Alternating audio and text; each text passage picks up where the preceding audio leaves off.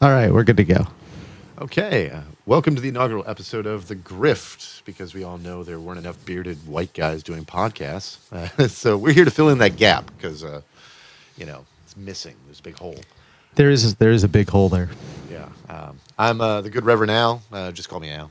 And got my buddy Steve. He also goes by Gonzo. Hey, Steven. Hey, how's it going? Good. Happy to be here today. Are you? Excited to be doing this. Yeah, this is exciting. At least it's exciting to live in the world where we get to watch a shit show burn. Now, since this is the first episode, we want to talk about what we're doing, right? There's It's probably a good reason, probably a good idea to explain why we're here. yeah. So the world seems like it's on fire, but it's maybe not. Maybe is. I don't know. But there's a shit show out there, and there's a crisis. I'd say epistemology, like this cesspool. People don't know where knowledge is coming from. The internet is just a dumpster fire of silos, and there's news of the day to talk about. There's culture to talk about, and honestly, there's too many influencers out there teaching young men how to be not healthy guys. Like, Yeah. I don't know if you know this or not, but having sex with a woman does not make you gay. it doesn't. It doesn't. Wait. It doesn't. Yeah, I know. You'd really be surprised to hear that, considering some of the stuff I've heard people say over the Right. last couple of years. But no, it actually doesn't make you gay to have sex with a woman. That's know. a shocker. I mean, the one I've been just flabbergasted by is how, like, you see a guy who's happily married in a really healthy relationship with a wife that's gorgeous, and they've been going at it for like 10, 15 years, and you get these just dude bros who are like, oh, cuck, look at that fucking beta cuck, right? Yeah. And you're like, wait, that guy gets laid like every night. He's fucking happy. He's happy, right? He's having a great time. He's enjoying his life. He's probably got a job he likes. Yeah, right. He comes home every night. He's happy to be there. He sees somebody he actually enjoys being around. Mm-hmm. They have a good time, regardless of what they're doing. Yeah, And then he wakes up the next day and does it all over again right. for years. Yeah. Now, I'm divorced and have been in some really toxic, unhealthy relationships. So I mean, I get it. I get the impulse of how, society fails to teach us how to socialize and treat our emotions well. I get how we feel kind of like abandoned when we go through some shit where, the women we're dating, fuck up our heads, and society's like, well, guy, you're a dude, just suck it up. We don't have enough in the way of support systems that actually support us. Right. And instead, you got people reaching out to somebody who they're taking your money. They've got their Lambo, they got their $1 million house, and they're sex trafficking, My Bugatti. right, my Bugatti. Don't drink water. Water? Water. What the fuck? But, there's all these young men out there just giving these guys clicks and views and money, and they're doing well. The guys on the podcast, they're doing fine, right? The influencers, happy as can be. Yeah, they're to doing take great. Cash. Like the guys that are listening to them, what are they getting out of it? Not laid, like A lot of not laid. a lot of not laid, a whole lot of not laid. And also, there's a problem of a lot of them are younger guys, and I remember being in high school All right. and middle school. I wanted to get laid. Yeah. I was not getting laid Right. Okay. Shocker. because I was a dumb kid. Oh man. I know, Right. right? It's a And shock. if you are the smartest 15-year-old Mm-hmm. in the world, Right. you're still a fucking idiot. Oh, for sure. Yeah. No. It's important to acknowledge that and understand that. And like, you're gonna fuck up. Yeah. You're gonna make mistakes. You're gonna be awkward. You're gonna do dumb things. You're gonna say dumb things. You're gonna embarrass yourself. It's fine. Yeah. You will come through the other side, and it will be fine. Yeah. It's not the end of the world. I mean, and it feels like it. Like it. When you burn bridges and get rejected, and you're not getting laid, and people aren't paying attention to you. It feels like it's the end of your world. 'Cause you don't have a world to And experience before that. there's going to be a lot of times where you're into someone who's not into you Yeah. at all. They're just totally disinterested. But by the same token, I'm positive that regardless of who you are, if you socialize at all, if you actually communicate with other people at all in the real world, there is also someone you're not interested in who is interested in you. Yeah, that's I've run into it. Yeah.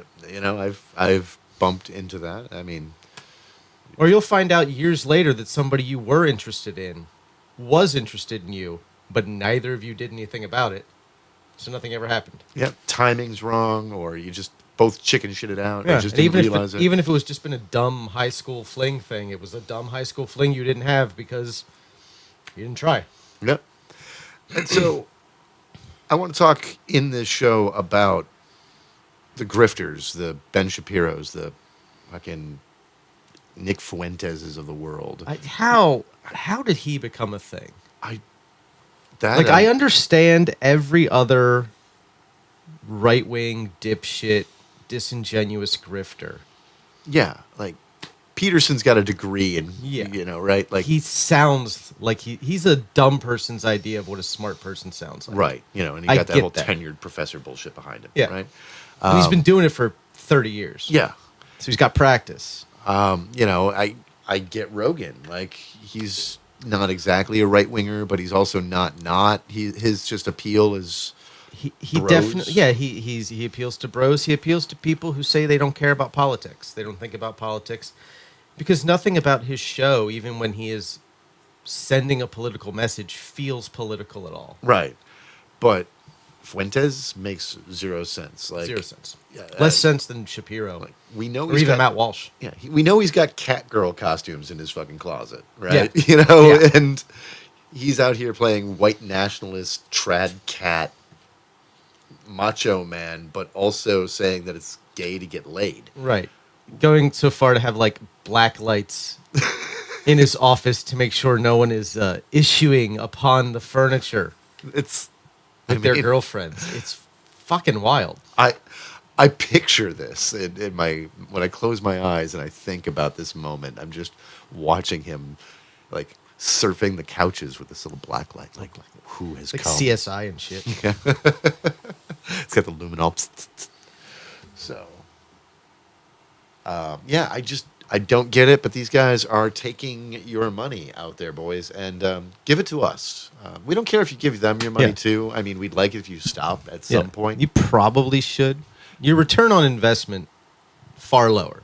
Far lower. No, Far lower. Like, if you listen to this show, you might catch some news. You might get some cool ideas, and you might, like, get laid. I don't know. Yeah. Maybe. Or at the bare minimum, you might end up a slightly better adjusted human being, which Right.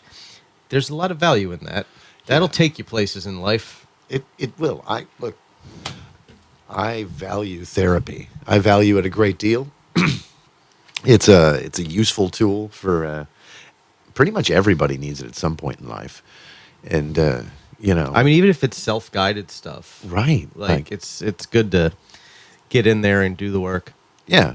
And look, if your entire purpose is just getting laid, also do the work. Trust me. Like women will say that their top preferences are things like being well-adjusted, emotionally available, right? Like, you just want to put in a little bit of work to make sure that you are putting out there what other people want to have around them.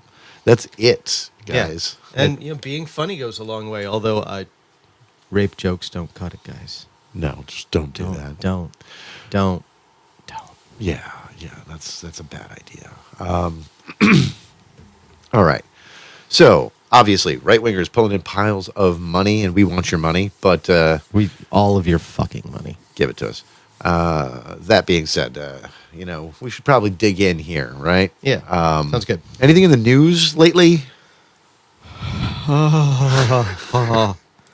Well, as of today, we are recording this on November 21st, 2024. Uh-huh. It's been a month so far.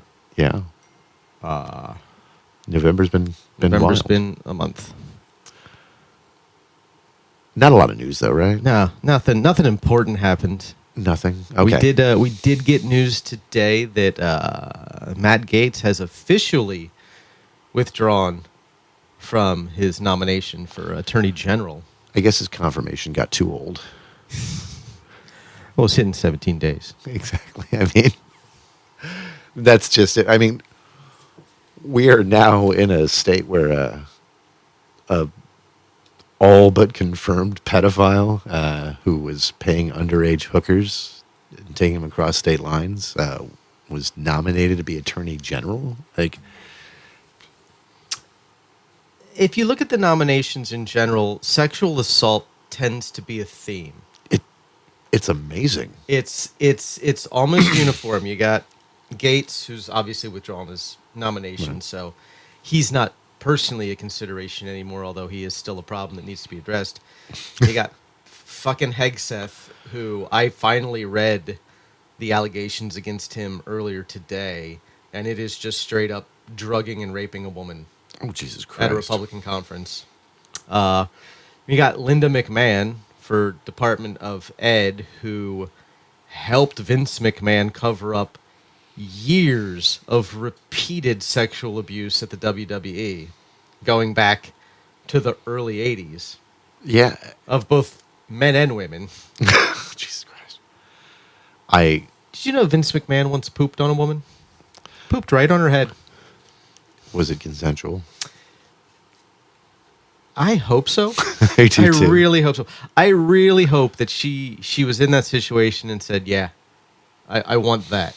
I mean, Because that's just unusually rude otherwise. it is. I mean, That's some lines you don't cross Right. without asking first. look, if she's into it or taking the money, you're good.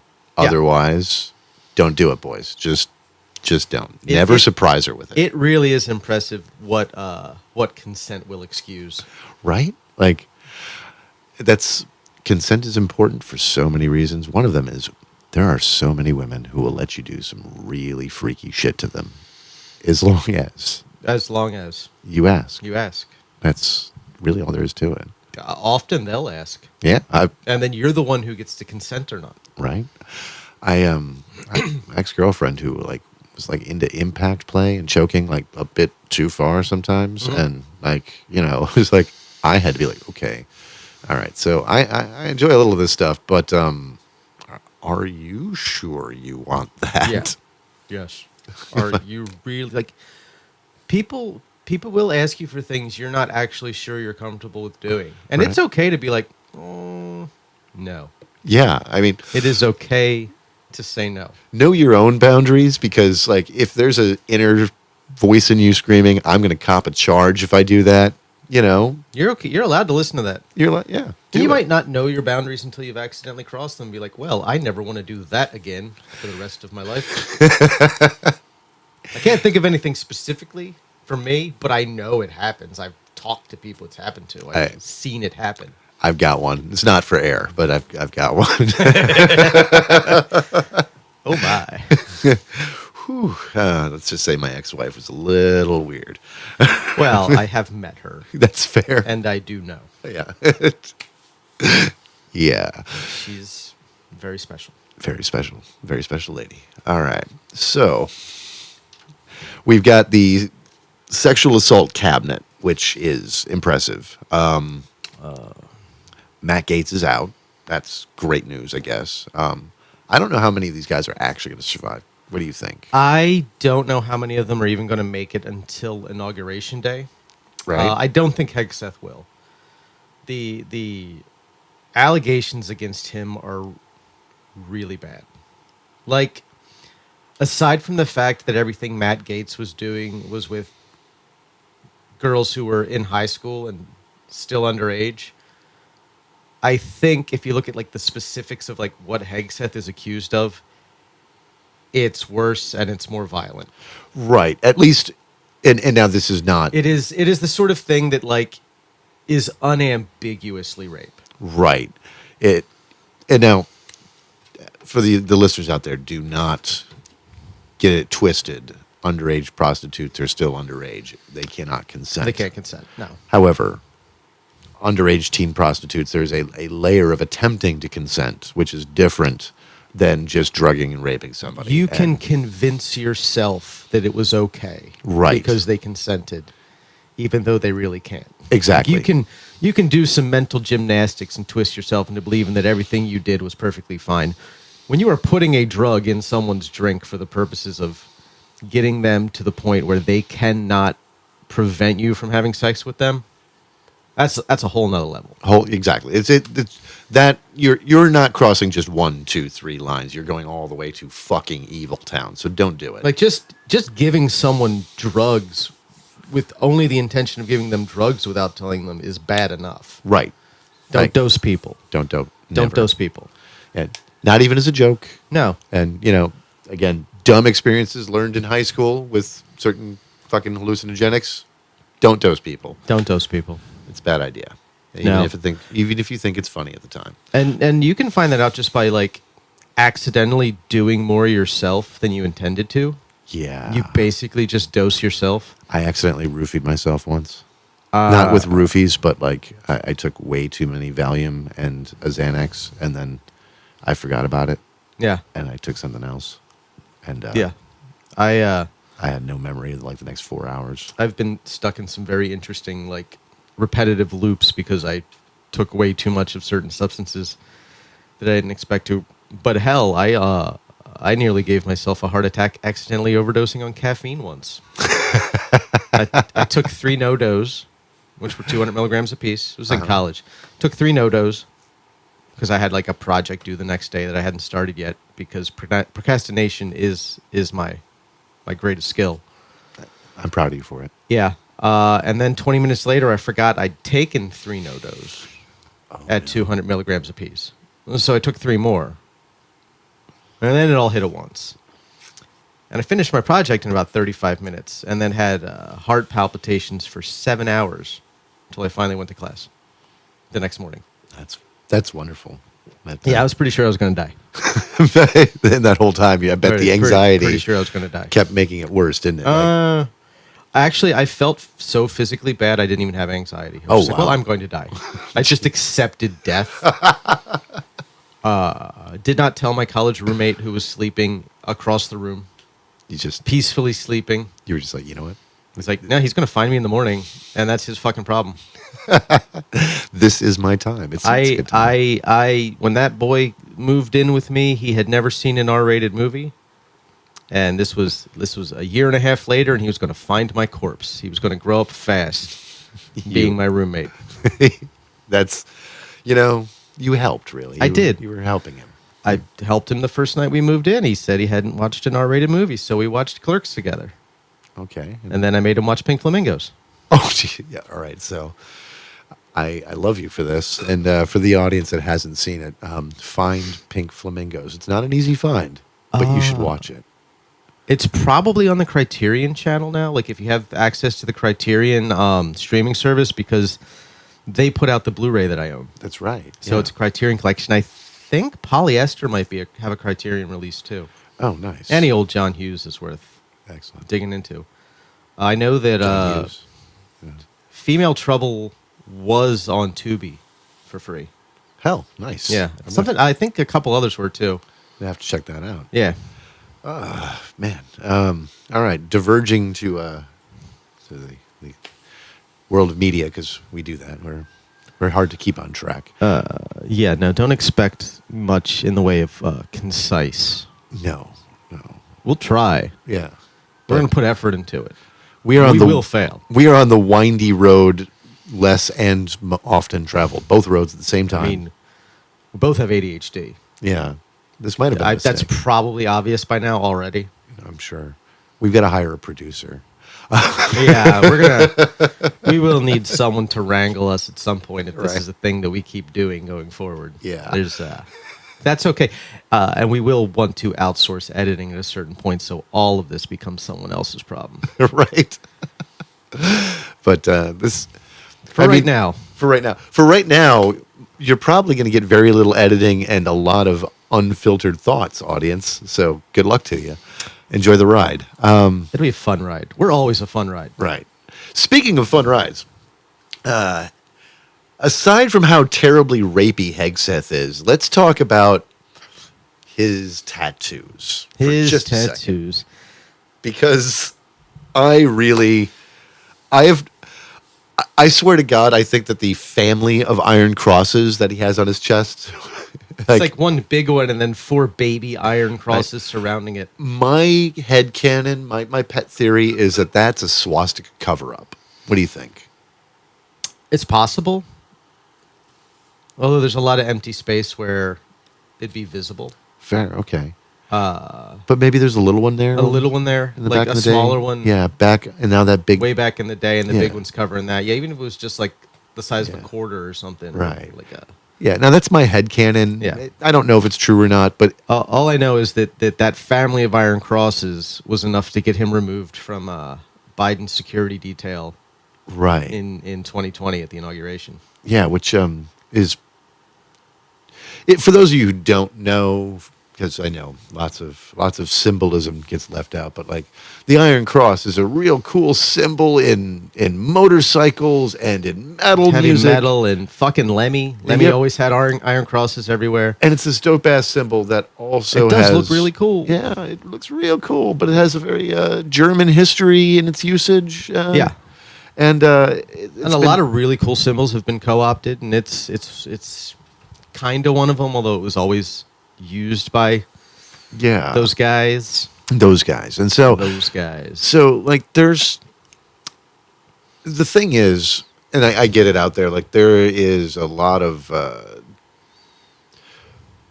sometimes it looks like people are reaching or stretching. Like, oh, that's some fascist stuff. That's some Nazi stuff. That's some white supremacist stuff, right? Because they tend to speak in dog whistles. But And you kind of have to trust other people to not be bullshitting you that that's what it actually is. right.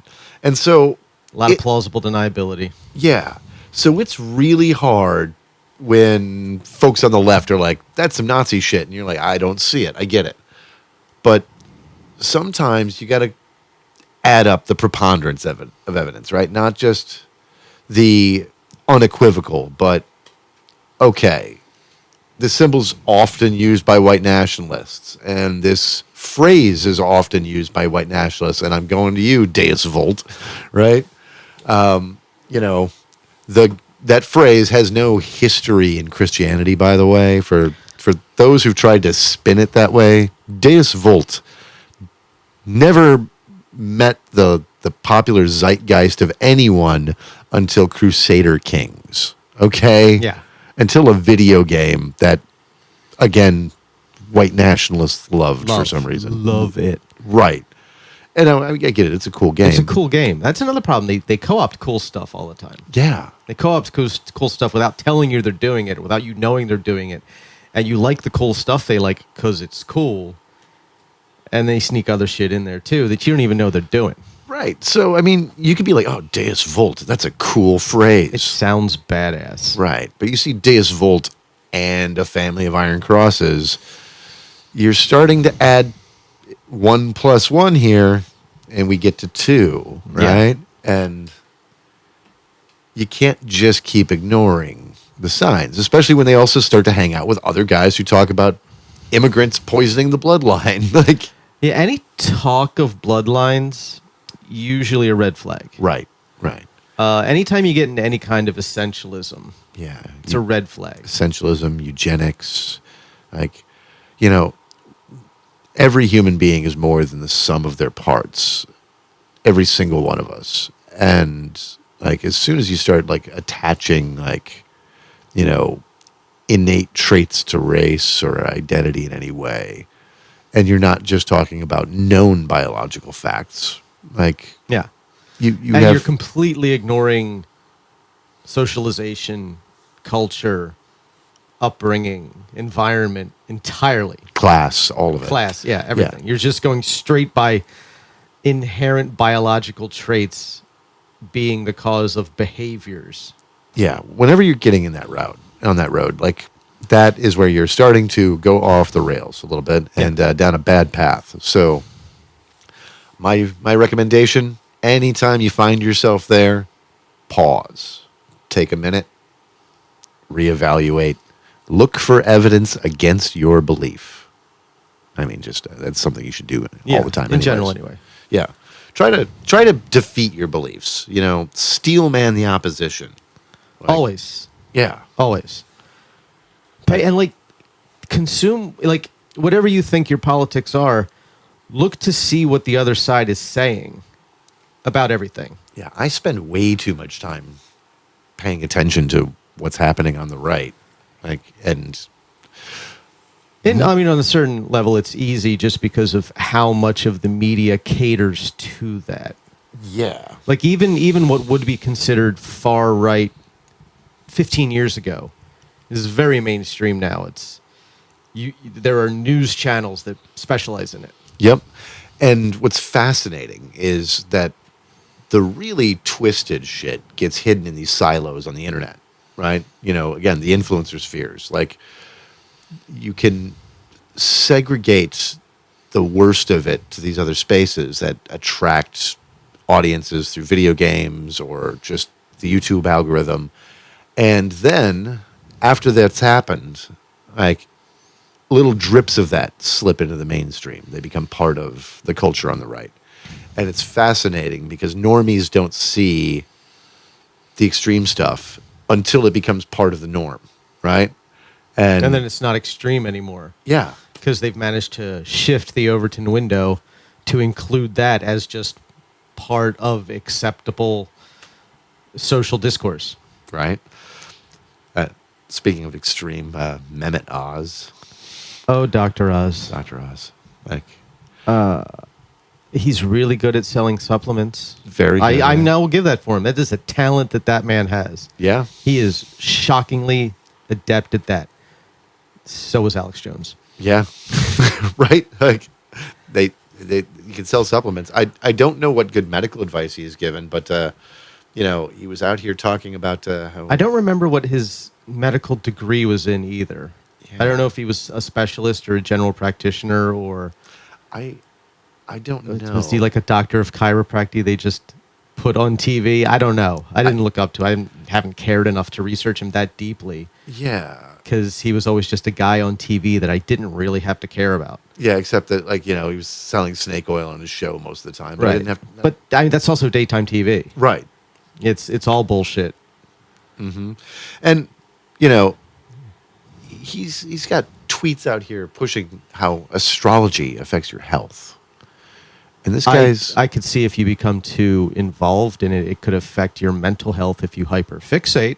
yeah, apparently. You could start getting psychosomatic symptoms that my mood swings follow my chart. Yeah. Sure.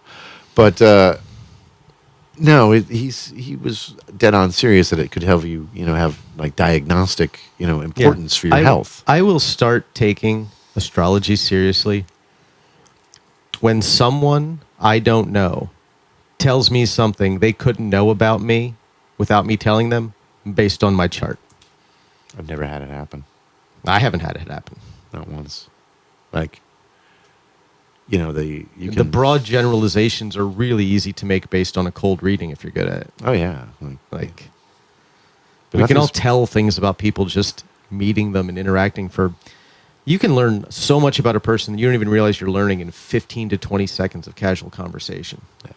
the human brain is fascinating like that too, because it's doing all this work that we don't even think about. Now, It's all happening on the back end. it's all sub processes that we're not consciously aware of. It's the amount of data that it ignores Yeah, is shocking. right. It's just your world, the things around you, is full of too much information for your brain to process it all. So it's just like, no, I'm gonna triage this shit and decide this is important, that's not. All that stuff can go away, and we just function like that. Yeah. Just dumb apes that think we're smart. It's great. Yeah. We get by pretty well for that. Yeah. I have concerns about humanity Same. and our future. But I take a lot of comfort in knowing that for 70 plus years, we've had the ability to completely erase our species in 28 minutes. And we haven't done it yet.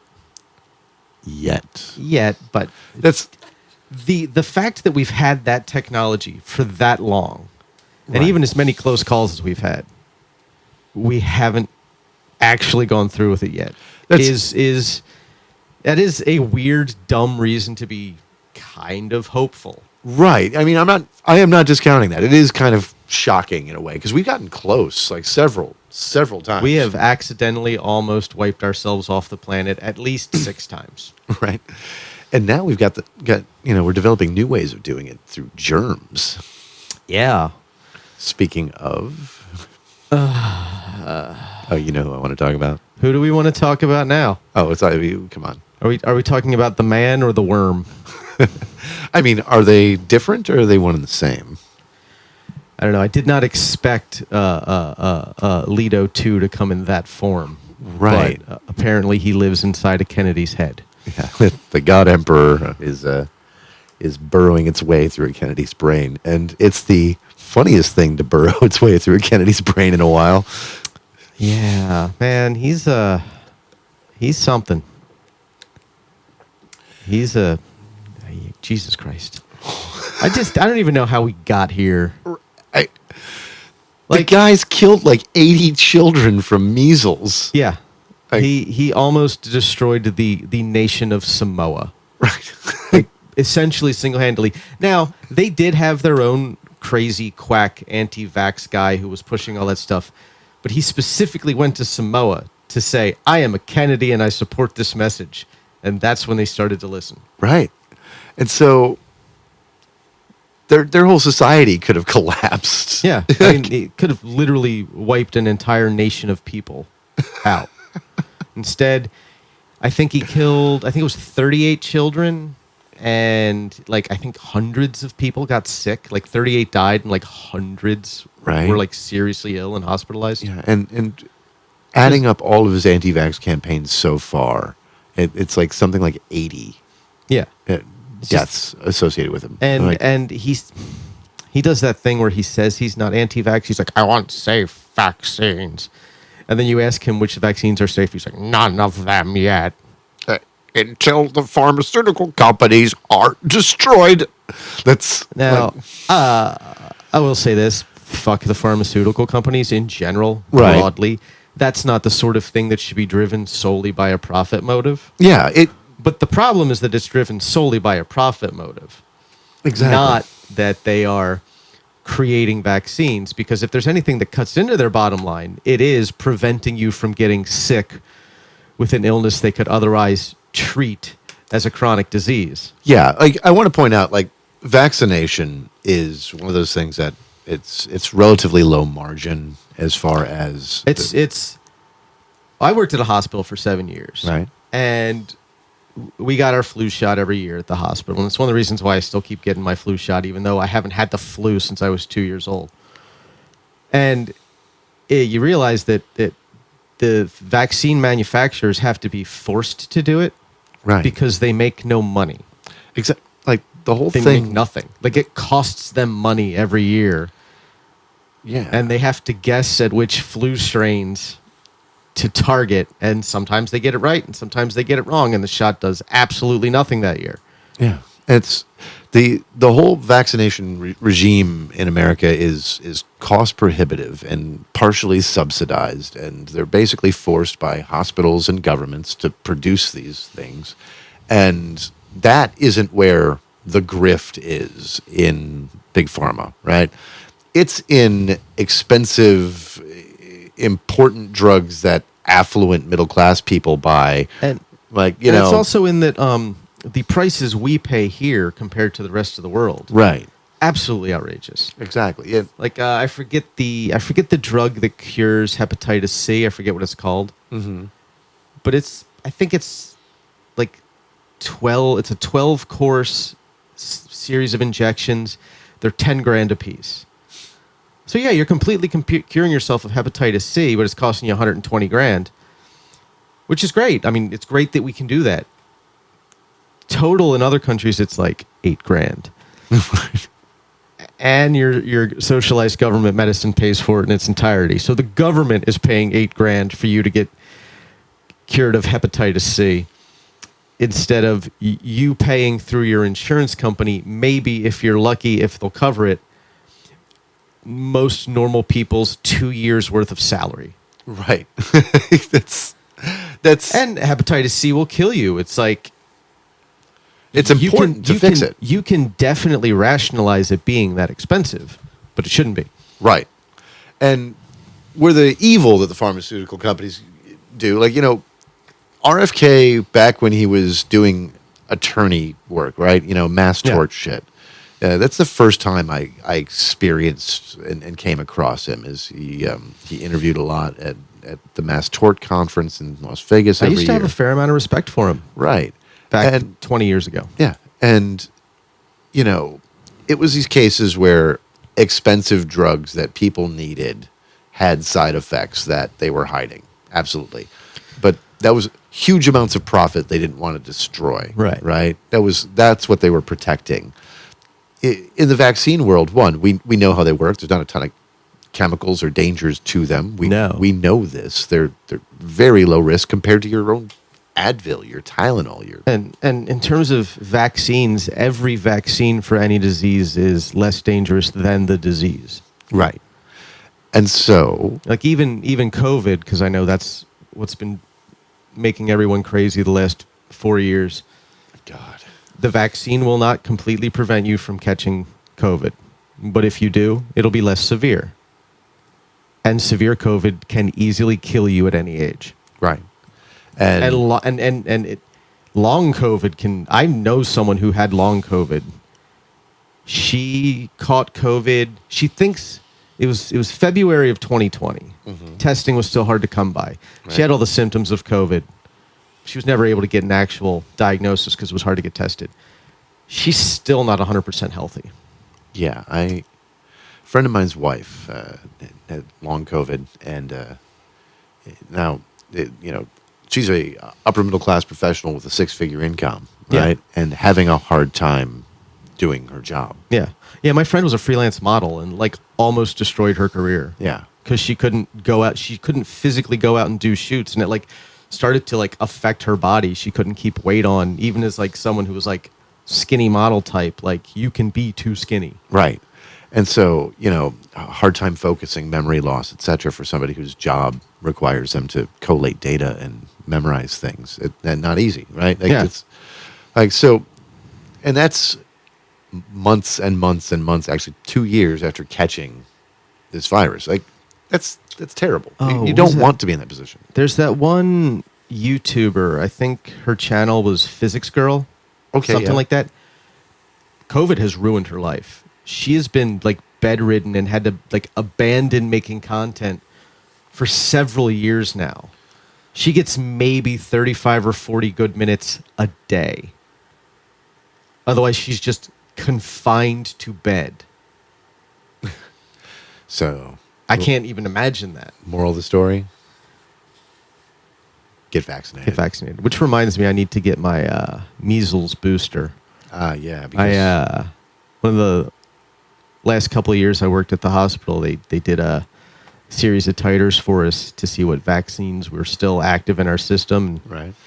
I am immune to everything except measles. And if the children aren't going to get vaccinated, I ain't catching it from them. Right. Yeah. See, measles. Didn't we basically eradicate? We basically eradicated measles. Yeah.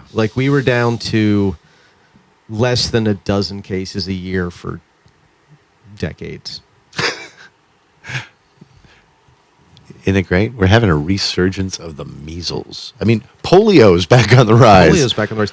People forget how bad a disease is until they actually see it happen to someone. Yeah. But I don't want someone to forget that measles can be deadly and then them lose a child. Right. Because that's worse. Yeah. Even if it were true that vaccines cause autism, which they don't.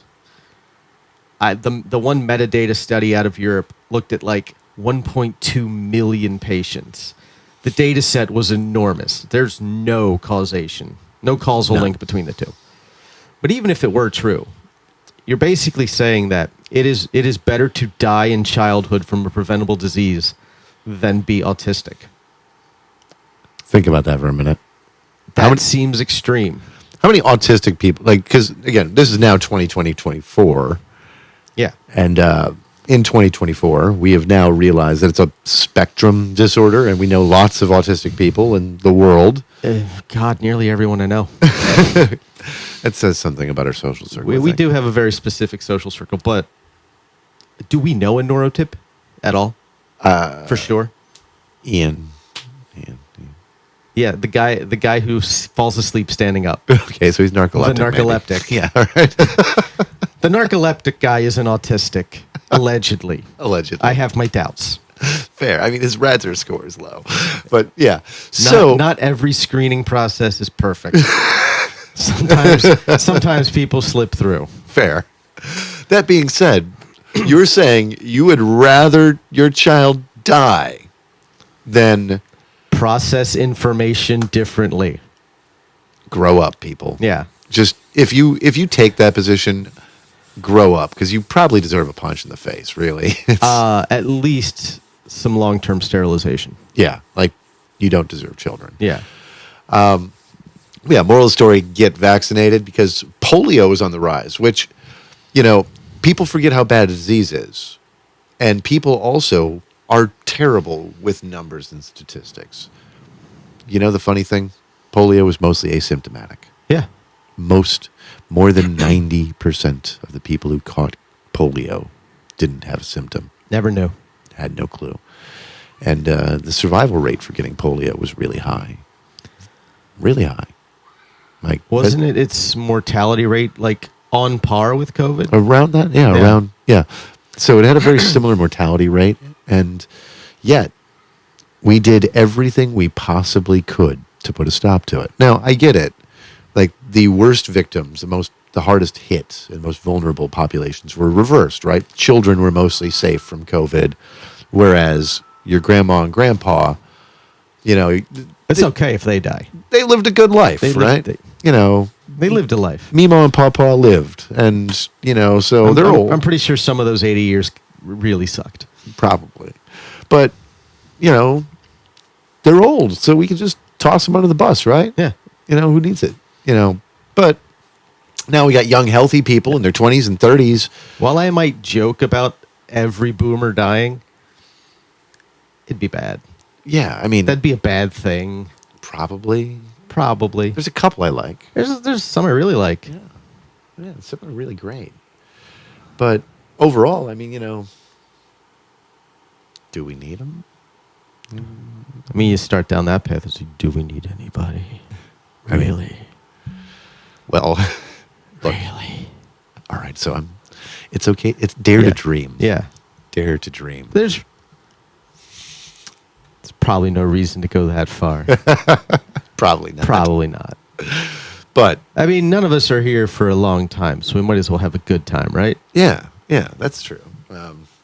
So yeah, that is the main difference. Like the numbers between polio and COVID were so damn similar. It's really funny because 80 years ago we did everything we possibly could to eradicate that disease, and now I've seen the pictures of like kids just lined up for half a mile waiting in line to get their first dose. yeah, and It was a massive undertaking. and look at how well it worked. Like Yeah. we And basically got rid of it. And I know people get real fucking weird about mRNA vaccines because they're new technology.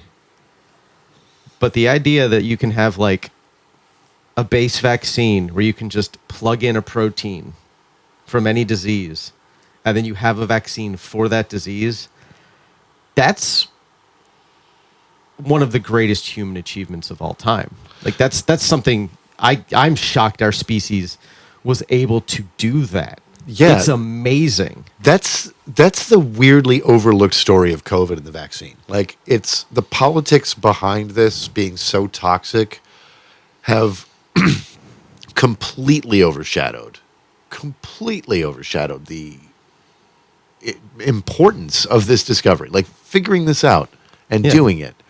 It's And it's just part of it is it's the first vaccine of its type to really come to market. right. They've been developing the technology and how it works for 3 decades now. Yeah, This is been long coming and long studied. This isn't as new as it seems. Right. It's just the first time we've actually been able to put it into use. exactly. And so but this has been like the holy grail of vaccination. Like and the implications beyond vaccination are really kind of interesting as far as utilizing the technology for, retroviral repair of DNA and other Yeah. things. It has so many applications. There are probably cancer treatments that are going to be based on that technology just because, I mean, cancer is when your own cells start dividing out Yeah. of control because that little switch that tells them to kill themselves when they do that turns off. And- And if you can fix that with a retrovirus in an mRNA vaccine, yeah, that's the thing we've unlocked, and it's amazing. And we could do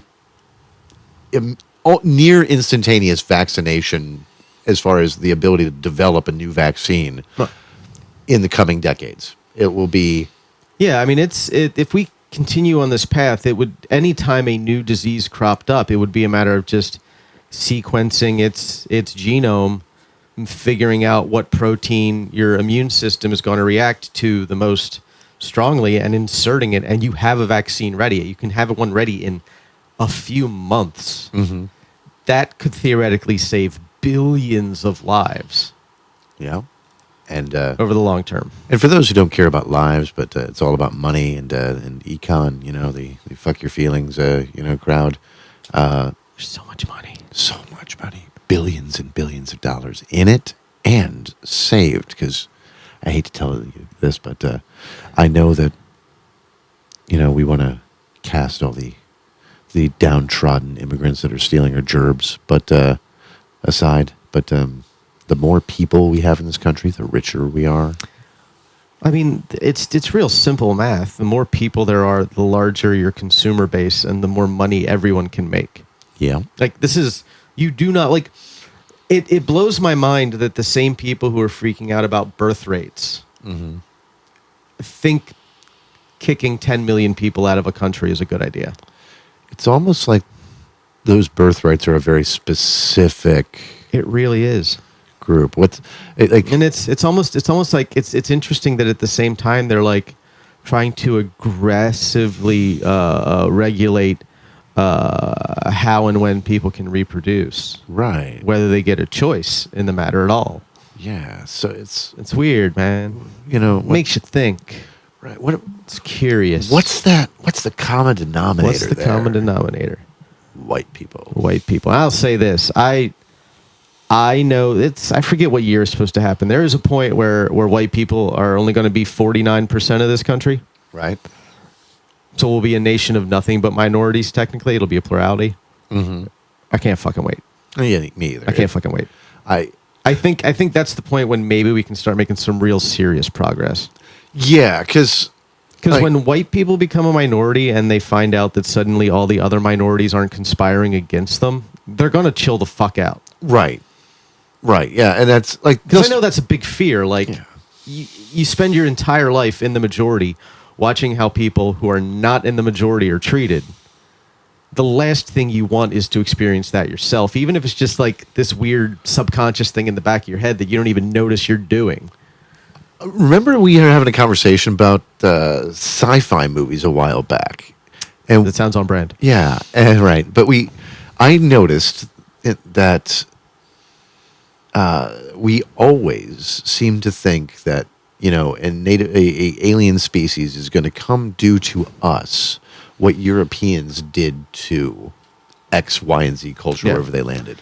It's in every sci-fi movie. I know, yeah, Like, and I have a hard time believing that all aliens are Europeans. right. Like, it just seems unlikely that they're all French or English. Yeah, that's like Fucking Belgians. they're going to develop the technology to harness so much energy they can bend space-time and break the speed of light, right?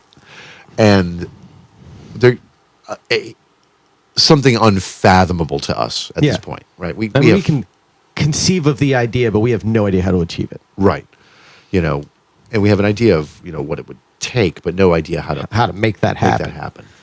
And so some species out there that can do that, which is basically infinite, unlimited energy, Right. like would come all the way here for any resource we have. Yeah, especially when they could just strip mine the asteroid belt and we wouldn't even know they were there. Right. And I will say this, I have a hard time believing that any sort of technology that allows you to travel faster than light and have that kind of energy can easily be weaponized.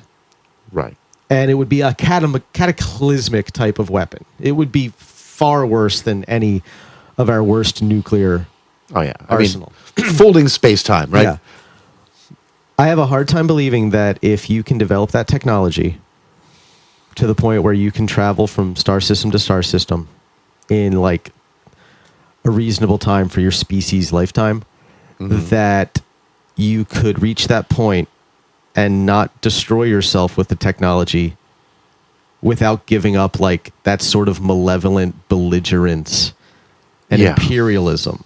Exactly. Like, I think socially, to have that technology, you have to develop beyond the point where it would even cross your mind to weaponize it. Right. Now, weird hive mind species aside, I guess, that. I mean, yeah, there obviously, if there are intelligences out there, we honestly can't guess what they're like. Exactly. But that being said, the odds are actually better that if we do ever encounter an alien species, it'll be, relatively chill. Yeah, they might be patronizing. Yeah, I would be. I would be. But they're not gonna Christopher Columbus us. Right. Like, look at these cute little talking monkeys with their thumbs and Their alien monarchs aren't going to be looking at their reports from Earth and be like, "What the fuck did you do? Jesus Christ! Why?" you exposed yourselves to them? What? What? Why did you do that? Why did you do that? Well, I don't know. And you let what did they get? What did you leave? Yeah, then we destroy ourselves. That would actually be how it goes. They're not going to Christopher Columbus us. No, We're going to panic. Yeah, and wipe ourselves out. Right, panic and wipe Dumb ourselves. Fucking monkeys. Yeah. Or they will leave behind some piece of technology we just can't be trusted with. Which is most right now. Yeah, we have a lot of social growth to do. We've done a lot. Yeah. We've done a lot in my lifetime. Oh, so much. I remember the 80s. Right? Like, we've come a long way in the last 40 years. We're regressing a little bit now. Yeah. But we're only regressing a little bit now because we've progressed so much so fast. There's a backlash that will not last. Yeah, it's going to be short-lived, I think, I hope. Yeah. I mean, the risk is that things could be bad for a while, maybe a generation or two. Like, as far as the backward slide, the damage that gets done. I think the damage done in the short term will last far longer than the backlash. Right. I think rebuilding and undoing the damage is what's going to take a while. But I don't think the active period of damage, the time period where the damage is occurring, is going to be particularly long. That is fair. That kind of leans in my thought. That's where I'm leaning. You have to ease people into certain things. They don't just go for stuff overnight. They're not just okay with things from the gate.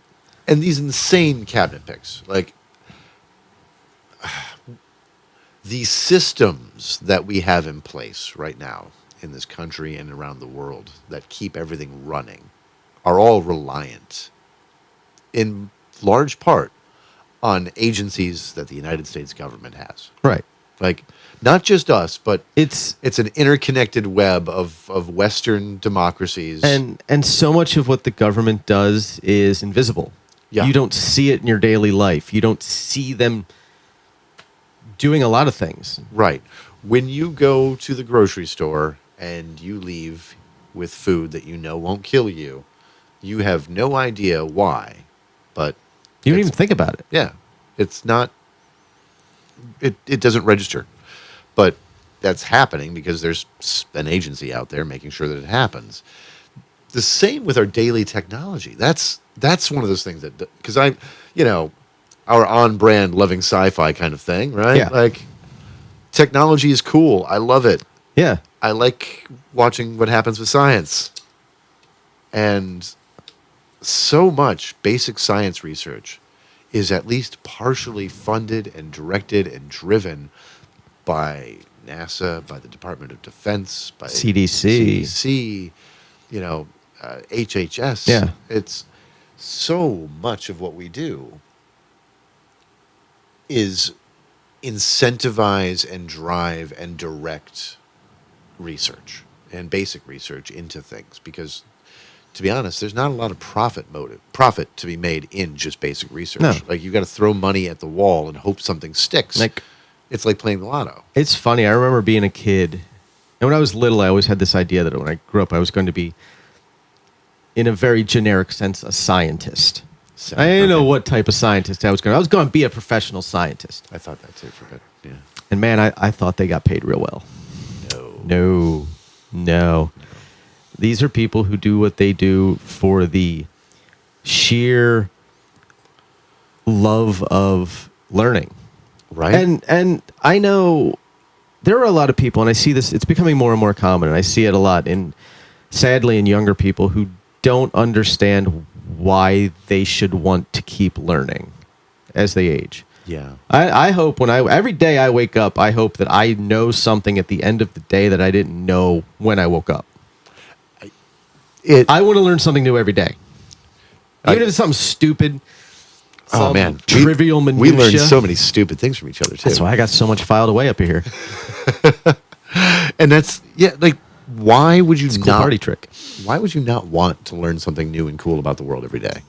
Yeah. It makes you fun at parties. Makes you fun at parties. And I am troubled to hear that it seems like fewer and fewer people read for pleasure. Right. Like, man, you know what? I think, I think everybody needs to have at least one Stephen King book that they read and that they love. Like, find your Stephen King book. He's written 80 goddamn novels. Right. Find one. Read it.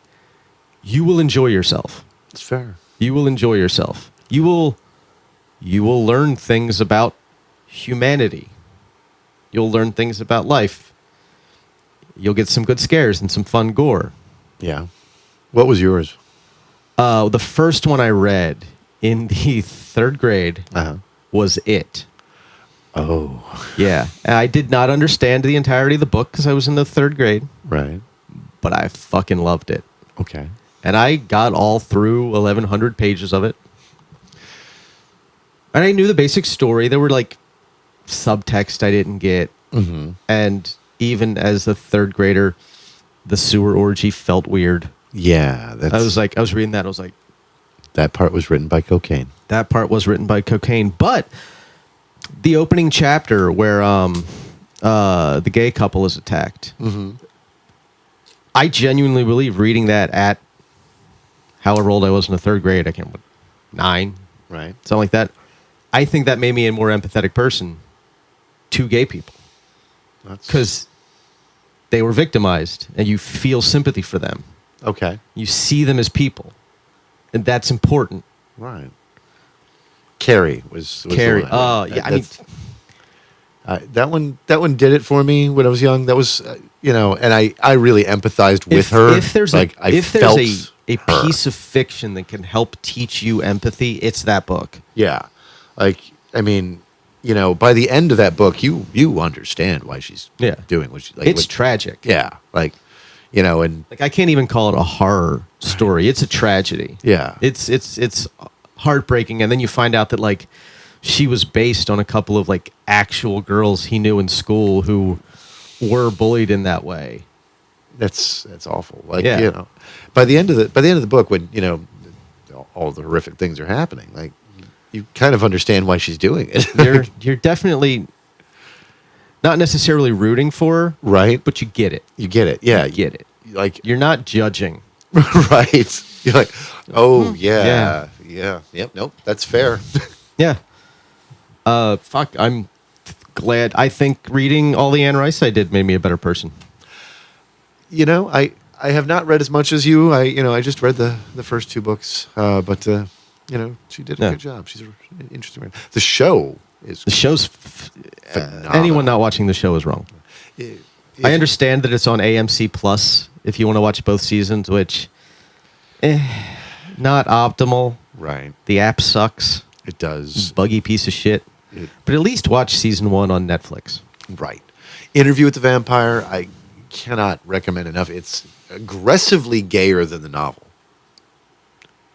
I think if you start watching it and that makes you uncomfortable, ask yourself why, and just work through it, because you will lose that discomfort. Right. It's not gay porn. Like you're not. There's nothing graphically sexual about it at all.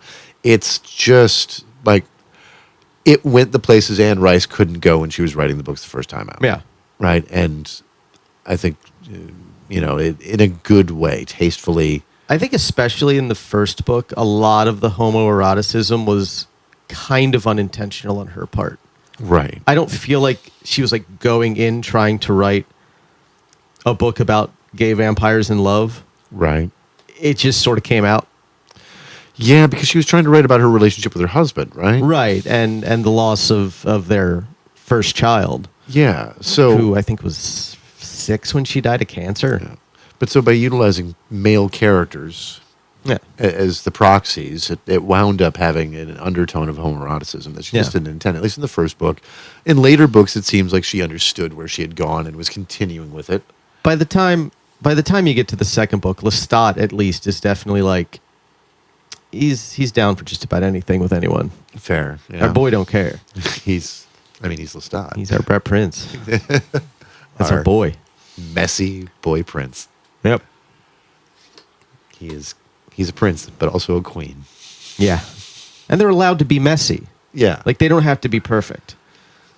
Messy can be okay as long as you're trying. Is that know? I mean, if all you can ever really ask of yourself is to notice that you made a mistake, and then try to learn enough from it that you don't repeat the same one over and over and over again. Yeah. You might even you might have to make the same one 4 or 5 times before you're like, I need to not make this mistake again. I've learned my lesson. That's okay. It's not optimal. Keep trying. I get that. I mean, as we know, my dating and romantic history is indicative of that story. Or I will learn eventually. Yeah. But you'll have a good time being wrong. Oh, I am having a good time being wrong. As I've learned, Tampa Bay has no shortage of women with daddy issues. Yeah. So that's Sometimes mistakes are really fucking enjoyable, aren't they? Yeah. Oh. Yeah. Sheryl Crow, is that the favorite mistake, Al? Yeah, right? Yeah. She was onto something. She was onto something. Never really got into her music, but she was onto something. Right. What else do we hate? She married Mutt Lange, who looks like a fucking Muppet. Oh. Yeah. Oh. So, like, don't ever think that you're too unattractive for a hot chick. All right. You're not. You're not. Look, let's scroll back the clock like 8-10 years. Yeah. And picture Ed Sheeran. Yeah. Ed Sheeran today, with money, is, a bit more conventionally attractive these days. He knows how to groom and dress himself now, or at least people around him know how to groom and dress him. Right. So he looks as optimally presentable as possible. Exactly. And, he's clearly, started like doing some working out and stuff so that like, the baby face is kind of slimmed in. Right. And he got older. Like he was really fucking young when his career started. Right. But now let's picture Ed Sheeran then. Okay. Yeah. 8-10 years ago. He got laid. Oh, yeah. He got laid a lot. He got laid before he was famous. Like, he could barely play an acoustic guitar, and that was enough. Yeah, exactly. And ladies liked his singing. He had something going for him. And, I mean, that's the thing. if you're miserable and hate that nobody's giving you attention and people don't like you, Mhm. take a pause and ask yourself what you're bringing to the table. And Yeah. it's not always about money and success or any of that shit. It's usually about personality and interest. Like, be interesting, be interested. Yeah. Interested is important. Yeah, listen when someone talks and actually like process what they're saying. Don't just like actively listen. Don't just wait for your turn to speak. Yeah, that's key.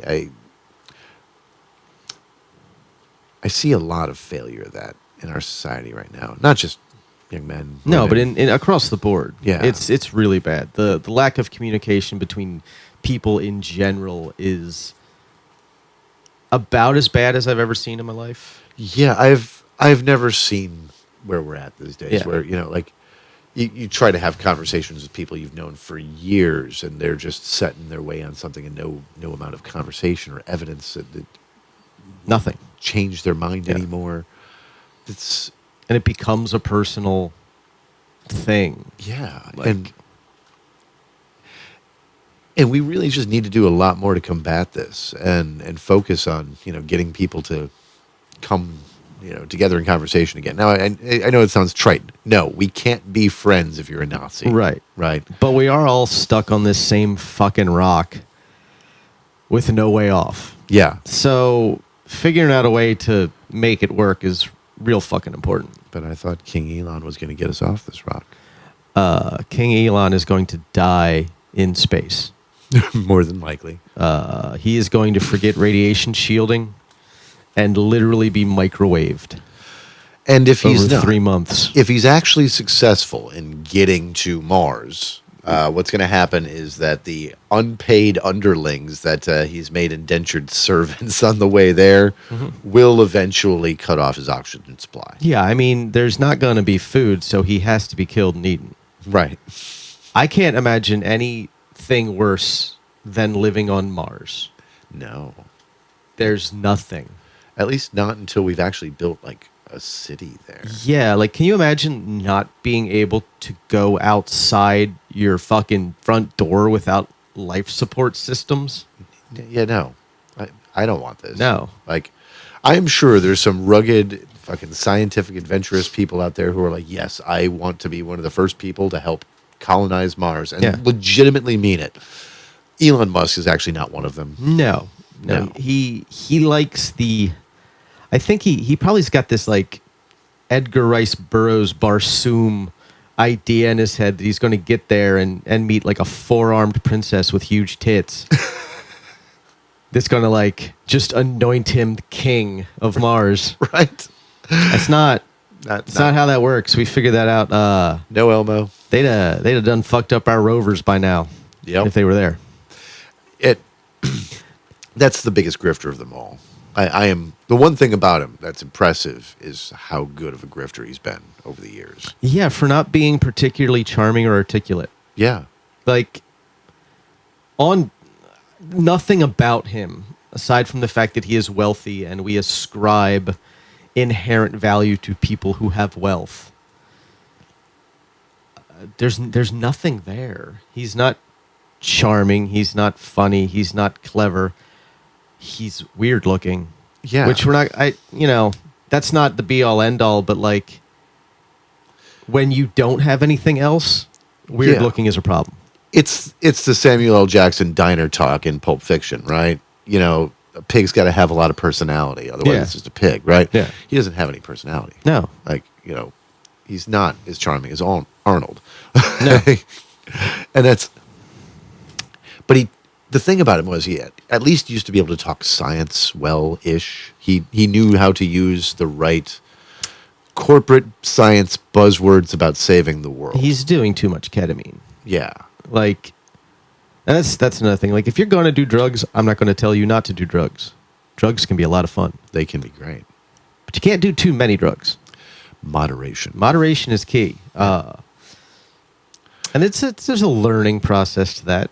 Yeah. Neither one of us are strangers to recreational drug use. Yeah. Neither one of us are entirely abstinent of recreational drug use. Even now. Even now. Yeah. And we're in our 40s. But moderation. We're alive. Yeah. We've got lots of people we know who are not. We are functional adults Yeah. insofar as anyone is a functional adult. I think we function fairly-ish. We get by. We do okay. I have to I pay. have a good time. I have to pay somebody to take care of my day-to-day for me, but But you can. I can. You can. I'm in a position where I can pay somebody to do all the things that I no longer can do for myself because I have regressed a bit to idiot man-child status. But It happens. It does. It also, when you have ADHD and you are single for the first time in a long time, you decide it's a good time to just enjoy life, right? And if you have the ability to finance that, you know, I mean, I basically went through that 5-6 years ago. yeah, I had cohabitated for 9 years, and then wasn't. right. And I remember And you were it's- out all the time after. It was a processing thing. Yeah. You were kind of quiet for a bit, but then you were Yeah. out all the time. We were doing stuff. I'd run into you all the time. Yeah, it was good times. I don't often go out and talk to people I don't already know. Right. It's not Same. my thing. I mean, I like meeting new people if I'm introduced through somebody else. If a person I don't know starts talking to me, I'll always talk back. Right. But I'm not going to be the one who goes up and is like, "Hey, how you doing?" Yeah, not.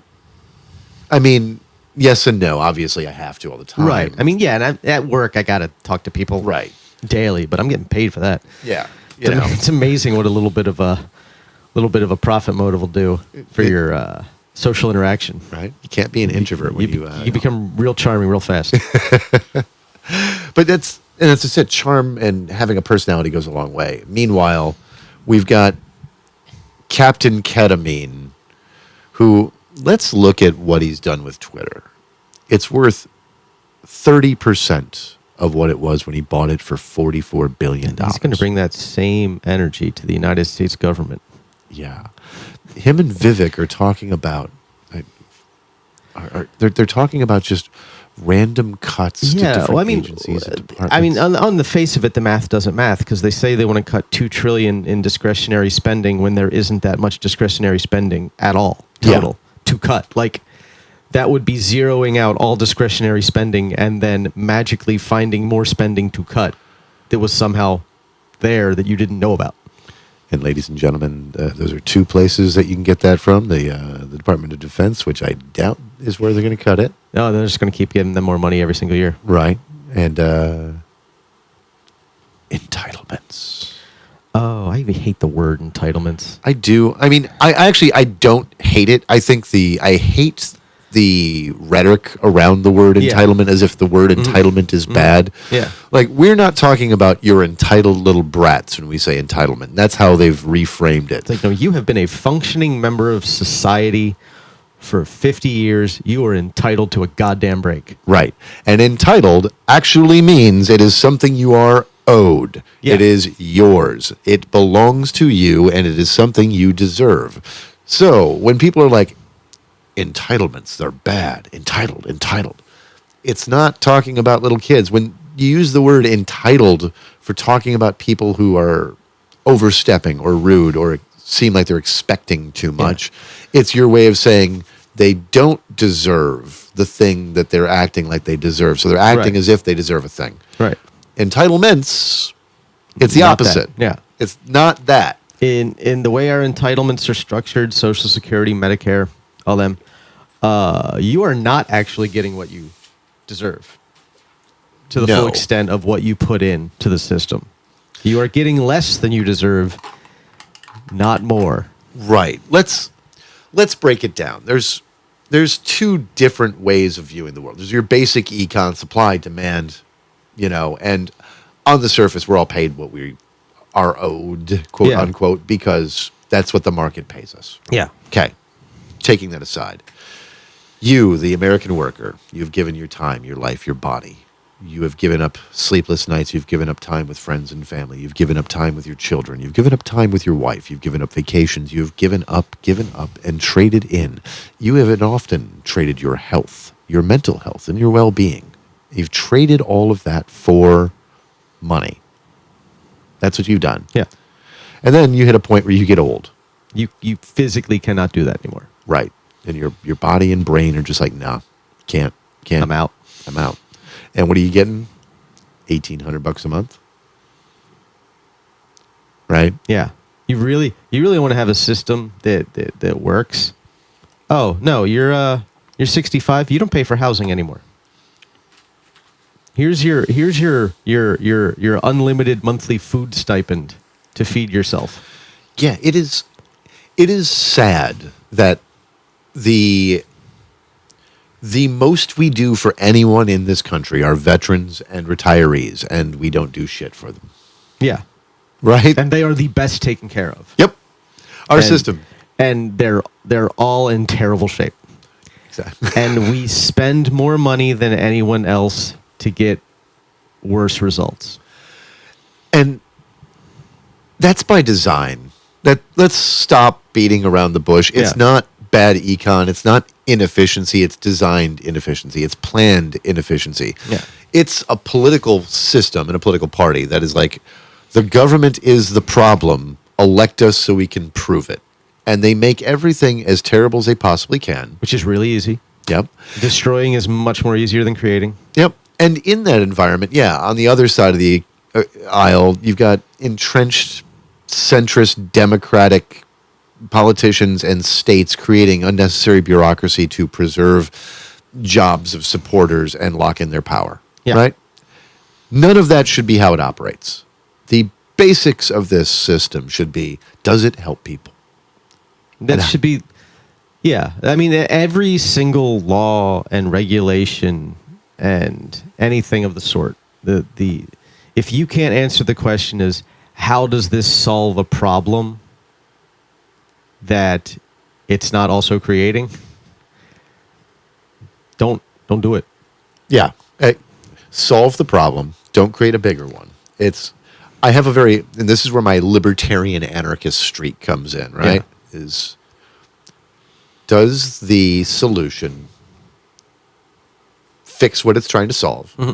And how much individual liberty or harm does it cause? Yeah. And if the solution, the fix, greatly outweighs the public interest from the harm, do it. If not, don't. Real simple. Yeah, it's about finding that balance between minimizing individual restrictions, and maximizing good. There's a balance there. You can find the balance in anything. Yeah. It's like, I didn't like lockdowns during COVID. No. But it was a temporary inconvenience to avoid a worse outcome. I loved the traffic back then, though. Oh, the traffic was great. Traffic and gas prices were great. Because I never stopped working. Right. Yeah, I didn't either. Like, I did my thing. I worked. We were open less, so I worked less. Right. But I never stopped working. Yeah, it was, it's just everything changed a bit, but it changed in, But my commute went down to like literally nothing. Right. It was what used to be a 25-minute drive for me took 12 minutes. It was so nice. 9 when I was doing the speeds that nobody should do, but I was on a closed track in Mexico.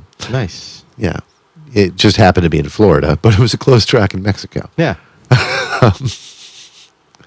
But there were no cops on the road either, so it was kind of nice. No. So I was like, this is the dream, right? Open highways, no cops. It's like it was like the apocalypse without zombies.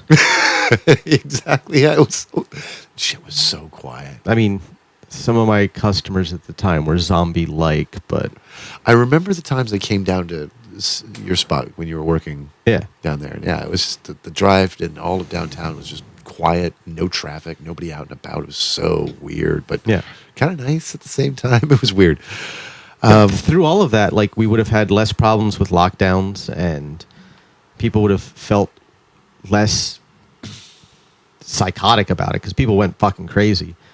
if we had been better financially taken care of through it all. Yeah. We'd have done something more akin to what like Canada did, where it was what, like $2,000 a month Yeah. to just stay home. But at the same time, like, I know people hate the inflation that happened. Yeah. We had lots of inflation, but it was 8 months of transitory inflation in a globally inflationary period. When we were doing better than literally anyone else Yes. on the planet. Every other. And like, I know that is really hard to believe if you don't pay attention to what's going on outside of the United States. Mm-hmm. Europe got fucked. Hard. Very Asia hard. got fucked hard. And- We had a shockingly soft landing. Yeah. Like, The first. almost unbelievably. No, it not just almost. I'm going to say this. So, for those who are fucking moderate econ data nerds like me, we had the first soft landing in the history of recessions in the United States. We've never done it before. No, that doesn't happen. Right. So, we went into a recession under COVID, and coming out of the other side of it, we immediately went right back on a trajectory to full employment and lower. We went to full employment and then beat the previous peak, right? Yeah. We had huge GDP gains, outpacing the time period before. 2021 especially was a gangbusters year for the economy after that 1 year of restrictions, right? Now, Yeah, that was like, until 2022, 2021 was the most money I'd ever made yeah. in my life. And then 2022 came around again, a it was gangbusters better. year. But what happened in 2022? The inflation hit. Yeah. And duh, why would it? If you're out buying everything, because we put the national economy on the government credit card for all of us. There were the PPP loans that kept businesses afloat and kept people employed. There was the increased unemployment, which was 600 a week Yeah. over. Which basically made unemployment what it should be. Right. Made unemployment what it should be. Because I know here in Florida, it's been 275 Yeah. since first time I was ever on unemployment was 2009, and it was 275. First time I was It ever is on. still 275. Yeah. Thankfully- that was 15 years ago. I've been on unemployment twice in my life. Both times were fairly short-lived, thankfully. But one of them was like a whole summer. But both were in Minnesota, where we got actual unemployment, not the COVID unemployment, but a real number. And I qualified for max unemployment in both cases, so I was able to actually eat and pay my bills. Yeah. It's amazing. Whatever they got going on here in Florida is just like get fucked, right? You That lost your is- job, eat a bag of dicks. That is the Florida state government's motto Right. in all regards. Basically, dear Floridians, Stop. get fucked. Please stop. Please stop doing that. Why do you keep sending them here? I don't know. Like, and why do we keep getting the worst people? I don't know. It's It's bad. it's It's bad. I've seen a, and it's gotten substantially worse. I've been here 19 years. right. It's just getting worse and worse and worse and worse. I'm not leaving. No. Because why should I change when they're the ones that suck? Right. And I've got lots of roots here. Yeah. Like fucking businesses and shit. And, Yeah. You know what? No, I'm not leaving. But Yeah. these assholes Yeah. are going to be. I'm going to be a thorn in their side as long as they continue to suck. Yeah, they don't get to just have, our hurricane battered paradise to themselves. Oh man, 2 in a row, back to Two in a row. Oof. I But hope no one else ever has to experience that. yeah, it's That was rough. it was And I think most of us haven't psychologically recovered yet. right. I don't know when we will. Like it was a lot of trauma Yeah. dumped all at once, compounded. Yeah. And the two of us made it through relatively unscathed. I but had I lost nothing. right. Like, but A little bit of sanity, but yeah, that's about it. that was mostly just like dealing with other people getting royally fucked, Yeah. losing everything, and like watching it happen was traumatic. helping other people through their stress is emotional labor. It's work. Yeah. And It's rewarding work, but it's work. yeah, and You'll it is, feel better once it's done, but it's work. and it drains on you. It while takes a you're doing lot it. out of you. Yeah. And that was pretty much the position I was in for those 3 weeks there, and then the month afterwards. It's here we Yeah. are. But we're coming out of it. It's going to be a while, I think, before everybody's kind of processed and healed from that. Yeah. If ever, like, there's going to be some scars left. I mean, I know so many people just lost their whole life, everything Yeah. they owned, their home. And then 2 weeks later, almost lost everything again. Yeah, and I can't imagine No. that. Speaking of losing almost everything, what do you think the first, let's say, 180 days are going to look like? First 100 days. First 100 days. It's going to look stupider than anything. It's going to look stupider more than anything else. It's going to be mean and dumb. We're talking about Trump presidency. Yeah, it's going to be mean and dumb in a way that I don't think people are ready for. It's going to be. There's going to be some shell shock. This is like when we went into Iraq in 2002, and there's shock and awe. Like, people are not ready for the optics of some of the things. If they follow through with the things they say they want to do, if he goes through with declaring a national emergency and mobilizing the military to round up undocumented migrants, you are not ready for the optics of the military coming through the streets of your town looking for people to take away. Right. Even if you think that every undocumented person needs to be removed from the country, watching it happen is going to fuck you up. Yeah, and so, like, you're not ready for that. And being put in charge of the Office of Personnel, the guy from Project 2025, I can't remember his name off the top of my head. The OMB guy? Yeah, OMB guy. That's Vought. Vought, yeah. His name is Vought. Russell Vought. Yeah. For those fans of the boys, Russell Vought is going to be in charge of the same way. The Office of Management and Budget. And they have a lot of control over, well, how the federal bureaucracy works and functions and pays people and who they pick. Think about this for a minute. Like, this guy wants the bureaucracy to hate their jobs. Like, right. It's kind of like self-deportation, but for federal employees, where he plans to make every agency so terrible. We know federal employees planning to leave their jobs. Yeah. We were just talking to one the other day yesterday. Yeah. But they plan to make things so terrible that they quit and they dread going to work. After, they plan to slash as much as they possibly can down to the constitutional bare bones and statutory minimums. And then even then, you've got advisors saying that they want to go further than that. So even if the law says they can't, they're going to test it in the courts anyways. Right, because there's a good chance the courts will just let them, because we've mostly lost the judiciary at this point.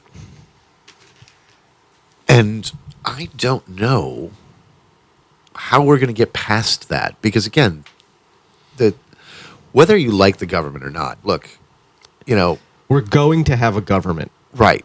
It's better if we have one that functions. Yeah, like, why would you want a broken, damaged, dysfunctional one? And I'm not talking about the politics. Fuck Congress, right?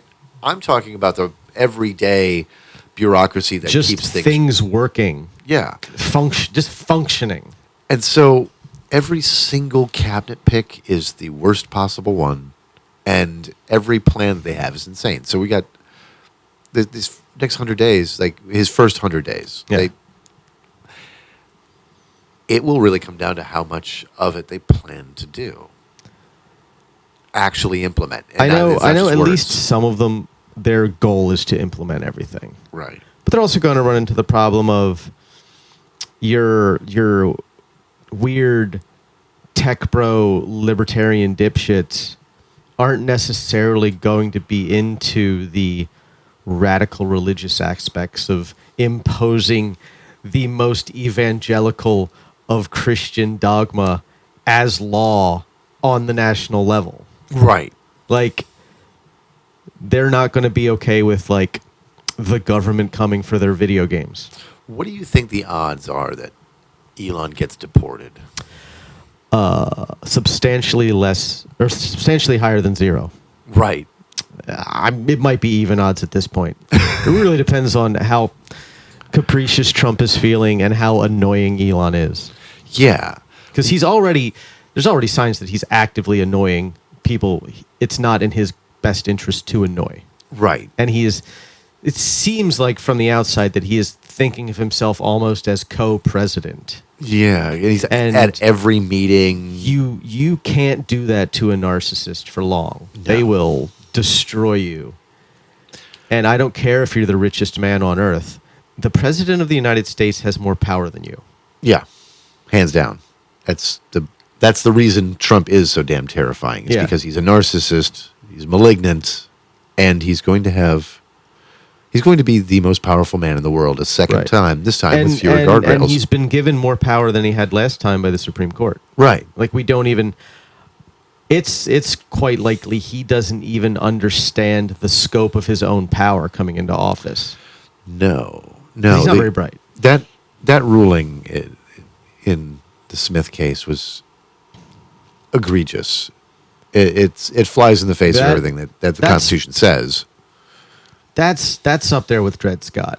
Yeah. Like, this is historically bad. This will be written about as a shocking mistake. Absolutely. For decades. I mean, therein lies our problem. I mean, Dred Scott, this is a case they'll be talking about in 150 years, assuming there's still the United States. And in 150 years, do you think that era's Clarence Thomas will be citing it as a positive? I hope not. Might still be old Clarence is like a head in a jar, just refusing to retire. Like Futurama. They Walt Disney the fuck out of him, yeah. Like Nixon in Futurama. Yeah. Then, that's... I mean, we know Thomas is going to leave as soon as he gets to overturn Loving. But yeah. Like, that's his end game, right? He's too Catholic to get a divorce, and so he wants the state do it for him. He wants the state to annul his marriage.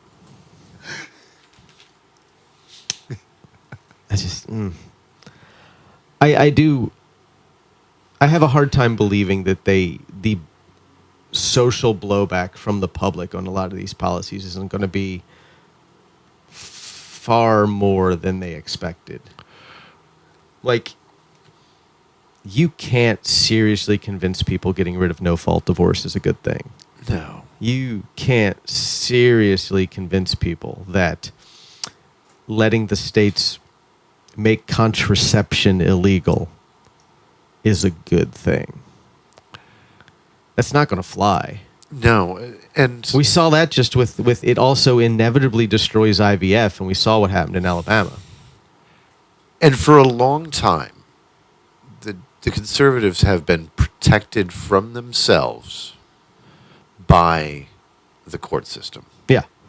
The courts knocking down the craziest, worst, most overreaching, liberty-infringing religious rules. Right, because for the longest time they've felt like they were passing laws they expected to get shot down just to appease their base. They didn't want the laws to stand. Right. Now that they've finally won their project at the courts, where they can get whatever they want all the time. Yeah. Like, or at least 70-80% of the time. Like, that's how much the court has shifted at this point. There's not as many guardrails against it. So, like, Ron DeSantis, his political career had been saved from himself by the courts striking him down. Yeah. Texas, the GOP in Texas, because remember, Ann Richards was popular, right? Wildly popular. Wildly popular. Beloved. They didn't shift as hard red as they did, like on its own. It was a bit of a project, and it's if you go back, it started with W, where he couched it as a compassionate conservatism, just like when he first became president. Yeah, it was conservatism and it was religious, but it wasn't mean. Right. So he drove the state to the right. He never felt mean. He was dumb and incompetent. I never thought he was mean. No. I never thought he was doing things for spite or with malice for the sake of maliciousness. I mean, I knew that his invasion of Iraq was personal and dumb. Right. But even then, it wasn't like a mean thing. It was a dumb, personal, like, you tried to kill my dad. Yeah. Like, it was just a weird, dumb, puffed up family pride thing. Yeah. Which, okay. that, he'd spent so long pretending to be Texan, it had sort of just seeped into his fucking brain. Right?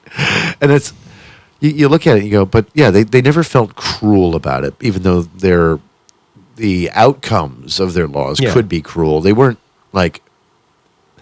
as on the surface own the libs. Right. And when they were cruel, it was a cruelty of indifference. Yeah. It was like Reagan just ignoring AIDS. Right. Like, he just didn't care. Yeah. Or he, at least, if he did care, he refused to show that it affected him personally. Exactly. I like to think that his best friend dying in Rock Hudson affected him emotionally. Right. I would hope. And I mean... And it probably did, but his policy certainly didn't and betray that he felt anything about it. And the late years of his administration did a lot more about AIDS, right? Yeah. And after Rock Hudson died. Yeah. Which, again, for those out there watching, Dr. Fauci was very much responsible for forcing and pushing the Reagan administration to do more about AIDS. Anything. Yeah. And was at the forefront of AIDS policy in the United States as far as improving it and getting research.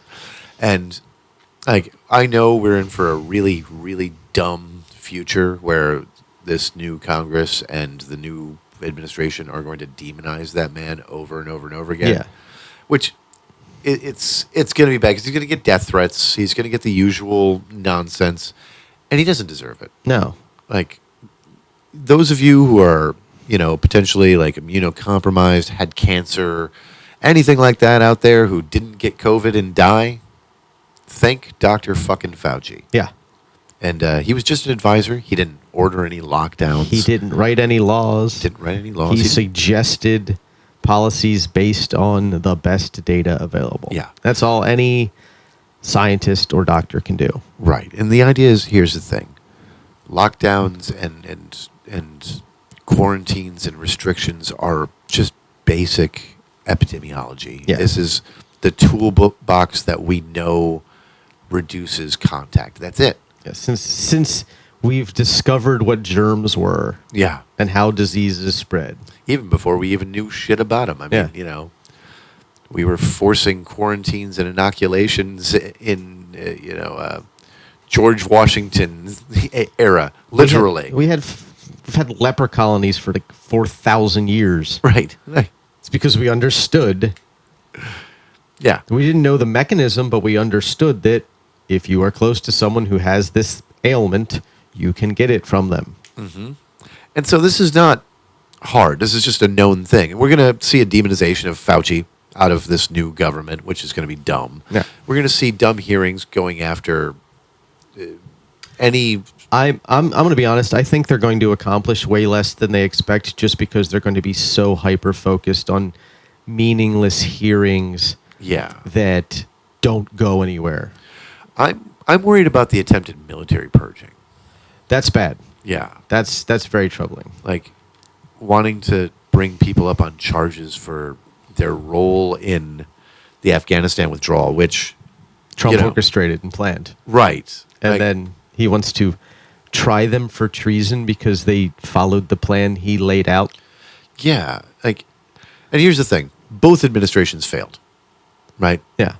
Biden could have canceled it, paused it. Now, it would have been breaking a deal with the Afghani government. Right. He would have had to find a new way of orchestrating the deal.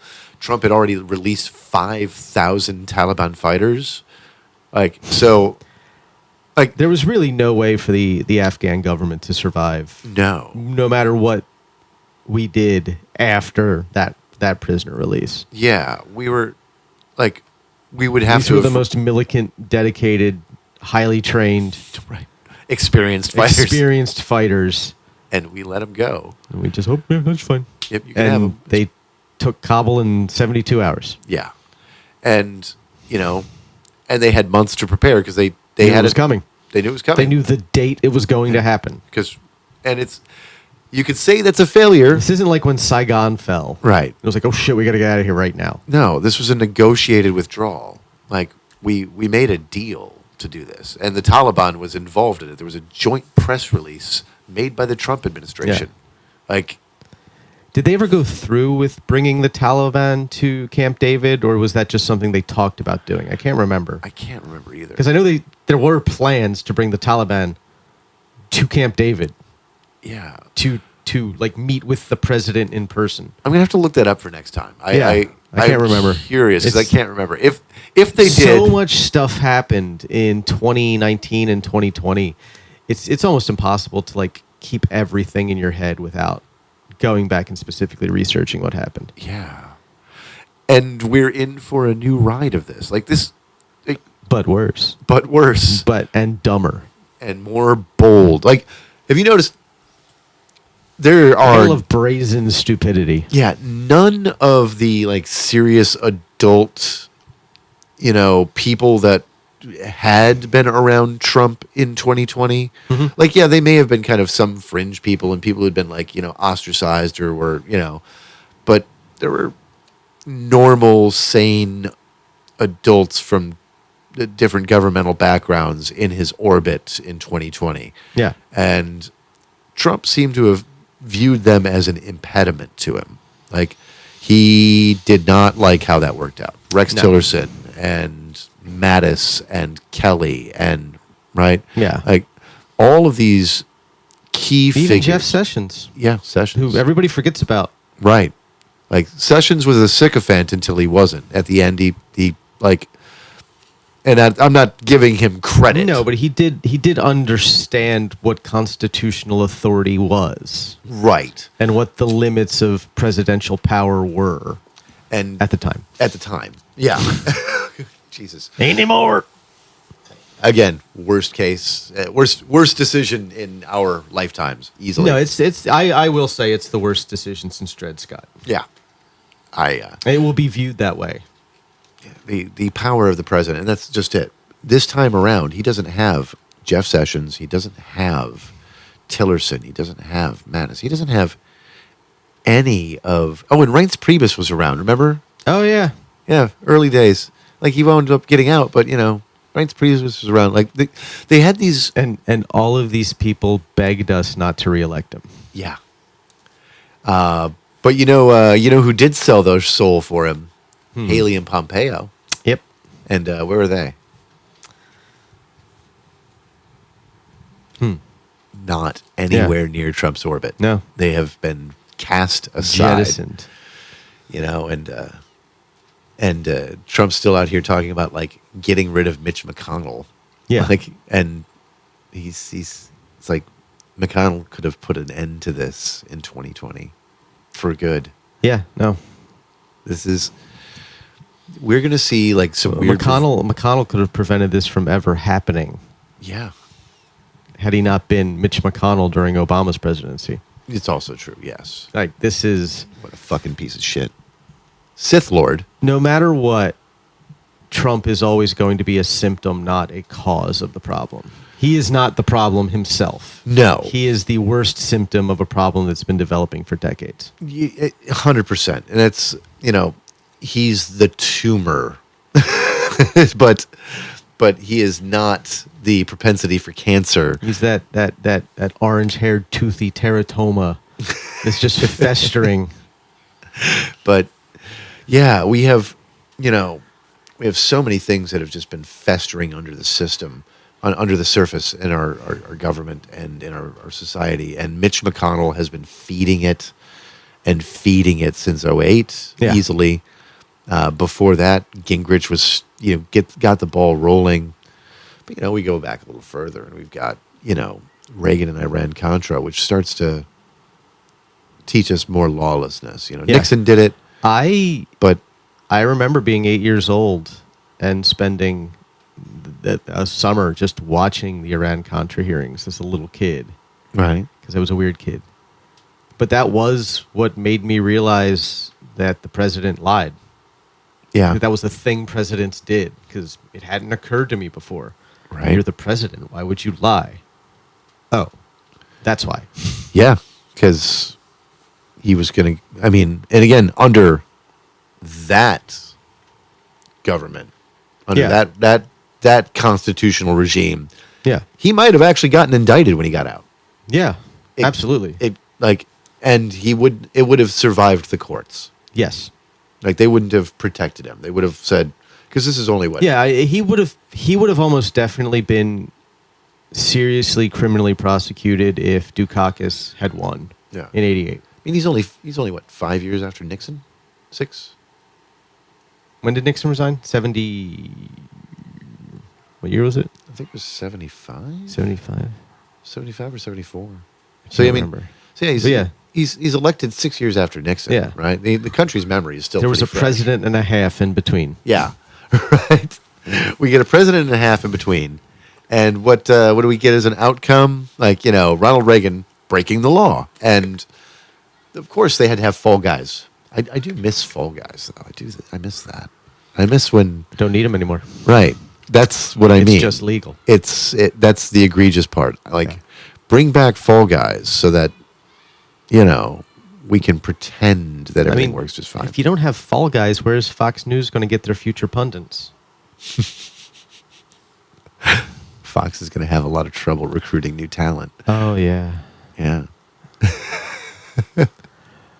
I do look forward to, like, Hegseth's first Saturday morning back on Fox and Friends after he has to, like, withdraw his nomination. Right? I'm going to watch that. Oh, I'm shit. going to enjoy the shit out of that. Oh, my God. What is that going to He's going to have to go back to work and pretend like that didn't happen. Do you think he will? I don't know. I don't know what other options he has. Like, has he made enough money to just go fuck off for a while? He is the weekend co-host of Fox and Friends. I have a hard time believing that. Oh, man. Like, he works 2 days a week. I really hope he has a think tank gig lined up after this. He better. Right? Like, some lobbying Invent firm. a think tank. Yeah, right? Because, Maybe Stormfront's hiring. I mean, I think if Stormfront owns a lab, that is where Hegseth was created. Yeah. He was made in a lab by the Stormfront board, the Nazis over there, some secret eugenics project He's that stupid survived. Homelander. He's stupid Homelander. Yes, it's some art, He's got the look. some German Argentinian, Some boys from Brazil shit. right?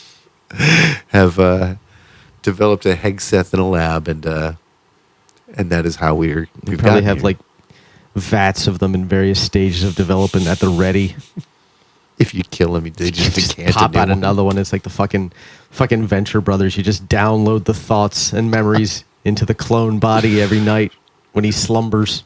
Mondeo, I'm going to need Yeah. another Hegseth. Bring me another Hegseth. He's no Duncan Idaho, that's for goddamn sure. No, he's not. But is he the Kwisatz Haderach we deserve? Oof. You know, Paul was not the hero, so Paul is not. The he hero. is the villain of the story. It Yes. just takes a while to figure that out. I love that a lot of people don't get that. Like Homelander. Like, I will say, Hegseth would definitely joke about Hitler having rookie numbers if he got the chance. Yeah, he would. If he had the chance, he would. Can you imagine only killing 6 million? I add another cross for every billion I take. But sir, you have 47 iron crosses. I've been busy. That's where we're at. That's where we're at. Yeah. Yeah. Well, do we have anything to close on that you want to bring up? Despite it all, I think the only thing we can say is never go full doomer. No. We're going to fight our way through this no matter what. Yeah, that. It could take the rest of our goddamn natural lives, but there will come a better day. Yeah, that's. And everybody is a part of making that better day happen. Everybody.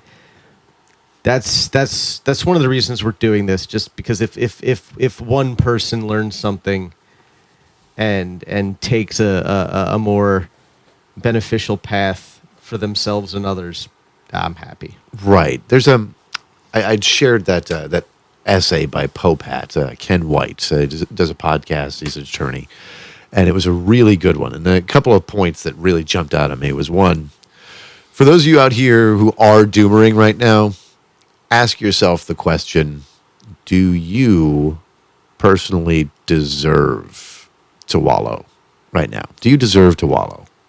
Are you in a position where you have the right to wallow? Because Very few of you do. right, Some of you do. some of you do. Like lots of there's reasons. There are you're in specific marginalized groups right now. You're allowed to be pretty fucking gloomy. exactly. But if you're a middle class white person, I gotta say, like, it's okay to be a little upset. It's okay to be sad. It's okay to be worried. But you're gonna be like the last on the list. Yeah. So you have to be the one willing to fight the longest and the hardest Yeah.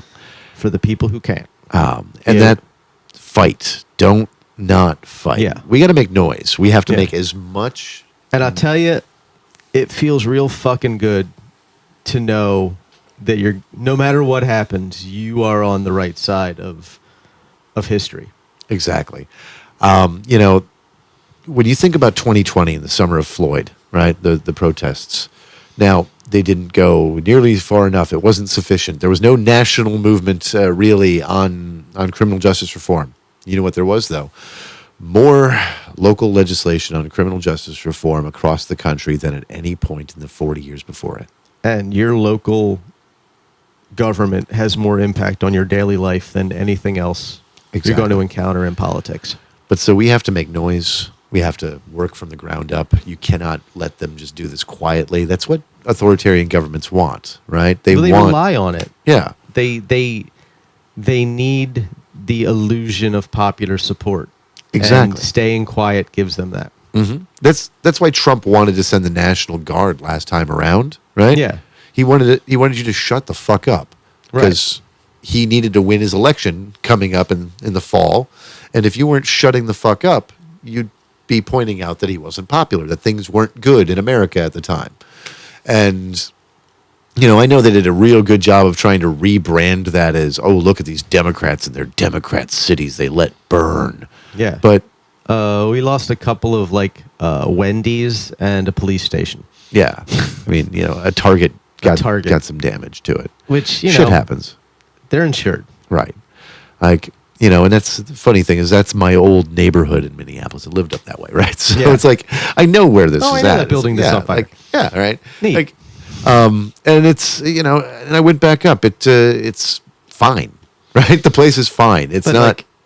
I've heard people talk about here like we suffered some sort of calamity. Yeah. And there were protests daily for a couple months, but Right. I think there was one time where it escalated to the point where the cops started to push back a little.